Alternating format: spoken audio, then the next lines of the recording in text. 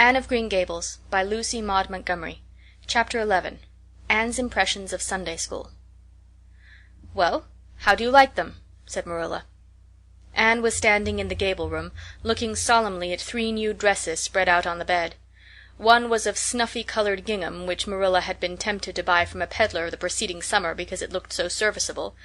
One was of black and white checkered sateen which she had picked up at a bargain counter in the winter, and one was a stiff print of an ugly blue shade which she had purchased that week at a Carmody store.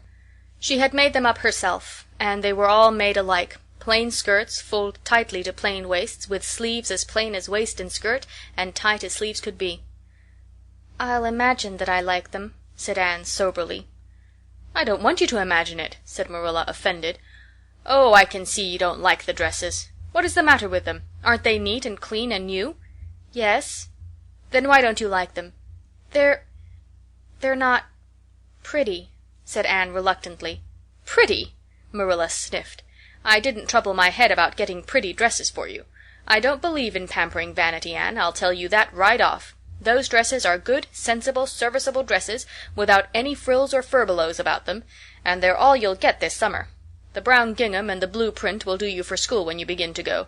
The sateen is for church and Sunday school. I'll expect you to keep them neat and clean and not to tear them. I should think you'd be grateful to get most anything after those skimpy, wincey things you've been wearing." "Oh, I am grateful," protested Anne. "But I'd be ever so much gratefuller if you'd made just one of them with puffed sleeves. Puffed sleeves are so fashionable now. It would give me such a thrill, Marilla, just to wear a dress with puffed sleeves." "Well, you'll have to do without your thrill. I hadn't any material to waste on puffed sleeves. I think they're ridiculous-looking things anyhow. I prefer the plain, sensible ones."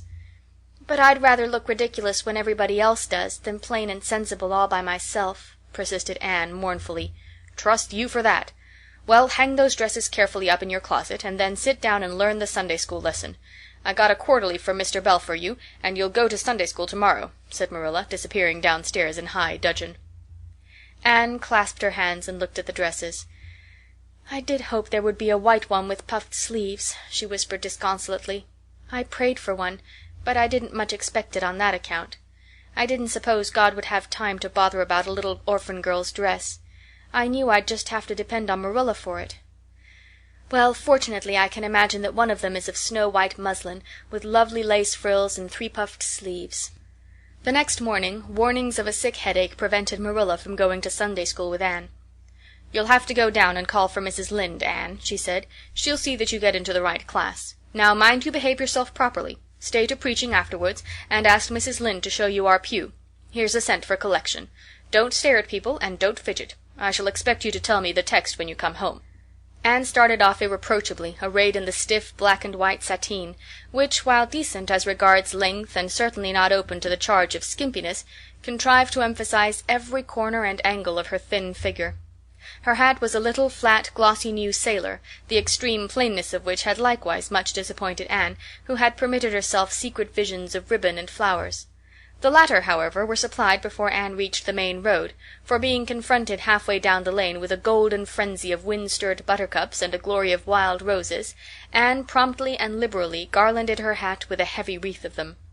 Whatever other people might have thought of the result, it satisfied Anne, and she tripped gaily down the road, holding her ruddy head with its decoration of pink and yellow very proudly. When she had reached Mrs. Lynde's house she found that lady gone. Nothing daunted, Anne proceeded onward to the church alone. In the porch she found a crowd of little girls, all more or less gaily attired in whites and blues and pinks, and all staring with curious eyes at this stranger in their midst, with her extraordinary head adornment. Avonlea little girls had already heard queer stories about Anne. Mrs. Lynde said she had an awful temper.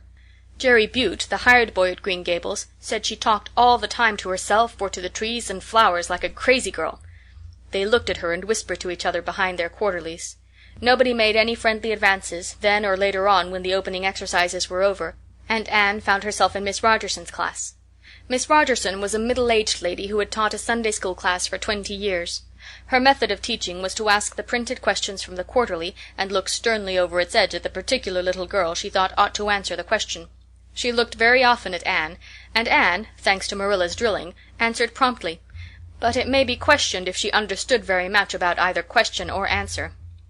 She did not think she liked Miss Rogerson, and she felt very miserable. Every other little girl in the class had puffed sleeves. Anne felt that life was really not worth living without puffed sleeves. "Well, how did you like Sunday school?" Marilla wanted to know when Anne came home. Her wreath having faded, Anne had discarded it in the lane, so Marilla was spared the knowledge of that for a time.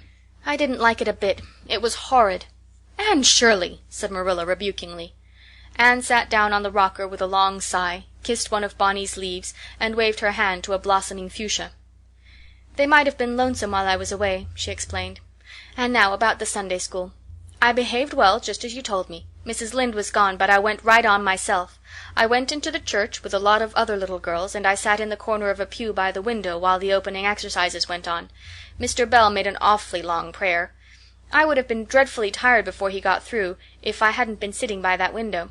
But it looked right out on the Lake of Shining Waters, so I just gazed at that and imagined all sorts of splendid things." "You shouldn't have done anything of the sort. You should have listened to Mr. Bell." "But he wasn't talking to me," protested Anne. "He was talking to God, and he didn't seem to be very much interested in it either. I think he thought God was too far off, though. There was a long row of white birches hanging over the lake, and the sunshine fell down through them way, way down, deep into the water. Oh, Marilla, it was like a beautiful dream. It gave me a thrill, and I just said, 'Thank you for it, God,' 2 or 3 times." "Not out loud, I hope," said Marilla anxiously. "Oh, no, just under my breath. Well, Mr. Bell did get through at last, and they told me to go into the classroom with Miss Rogerson's class. There were 9 other girls in it. They all had puffed sleeves. I tried to imagine mine were puffed too, but I couldn't. Why couldn't I? It was as easy as could be to imagine they were puffed when I was alone in the east gable, but it was awfully hard there among the others who had really truly puffs." "You shouldn't have been thinking about your sleeves in Sunday school. You should have been attending to the lesson. I hope you knew it."